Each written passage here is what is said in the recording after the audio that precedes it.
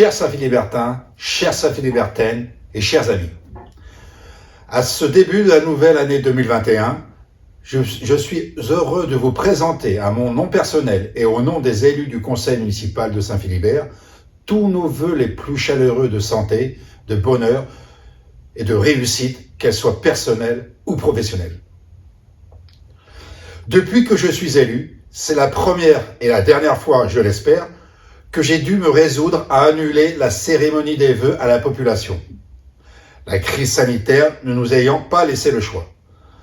L'année 2020 a été marquée par cette crise sanitaire sans précédent, que nous avons gérée, je crois, le mieux possible. D'autant plus que la commune faisait partie des premiers clusters nationaux.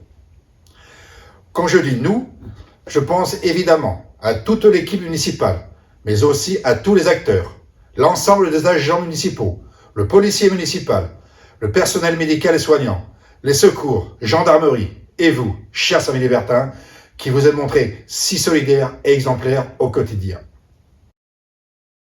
La pandémie, après une accalmie, est repartie et a continué à engendrer des perturbations dans le fonctionnement général de la mairie et de l'ensemble du tissu économique et associatif de Saint-Philibert. Mais devant cette situation morose, nous avons gardé le moral et sommes allés de l'avant. Nous sommes à l'écoute de tous les commerçants et associations qui ont été pénalisés pendant cette période.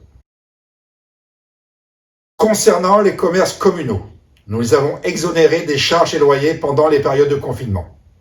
Nous avons également mis en place un système de bons d'achat pour les habitants qui seront dépensés dans les commerces de Saint-Philibertin. En l'absence du repas des aînés, nous avons décidé de composer des colis de Noël avec des produits achetés dans les commerces de Saint-Philibert. Quant au milieu associatif, le forum des associations a eu lieu, ainsi que certaines animations d'extérieur, comme la soirée comptée avec Tito Raleigh, la projection de films, la journée de la préhistoire, la promenade découverte, la visite du phare de Carnevest, qui ont rassemblé beaucoup de public. À la médiathèque ludothèque, on a proposé 6 animations pour les vacances de la Toussaint. Je tenais à remercier Lina Fitaman, responsable de la médiathèque, et l'ensemble des bénévoles qui tous ont contribué au bon déroulement des différents événements malgré le contexte. Je voulais remercier Madame Marie d'Hauteville, directrice de l'école, ses collègues enseignants et le personnel de la mairie. Grâce à eux, la rentrée scolaire s'est très bien déroulée, malgré les contraintes exigées. Je remercie aussi l'équipe enfant-jeunesse qui a su s'adapter et proposer des animations innovantes dans le respect des gestes barrières pour occuper nos jeunes. En mars 2020, une équipe nouvelle a été élue. Cette équipe, malgré cette pandémie, s'est mise tout de suite au travail. La municipalité fait face, depuis le début, à la situation, en répondant aux urgences et a assuré le fonctionnement des services, ainsi que la finalisation des investissements importants. Les enjeux pour la commune consistent aujourd'hui à augmenter l'apport démographique, à renforcer la présence d'habitants permanents et à offrir une possibilité d'installation à Saint-Philibert à des jeunes ménages afin de garantir des effectifs suffisants dans l'école.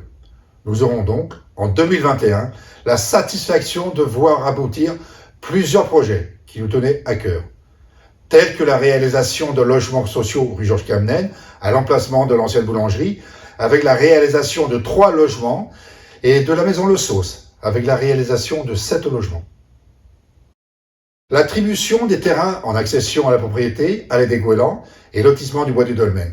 Dans ce lotissement, un nouveau dispositif d'accession à la propriété sera mis en place par les COBHLM. Il s'agit d'un bail réel solidaire, ou BRS. C'est un bail par lequel un acquéreur bénéficie de la jouissance d'un logement dans des conditions privilégiées. Ce dispositif est nécessaire sur notre commune, où la pression foncière est de plus en plus forte. Le bail réel solidaire est un contrat qui unit un organisme de foncier solidaire OFS et un preneur.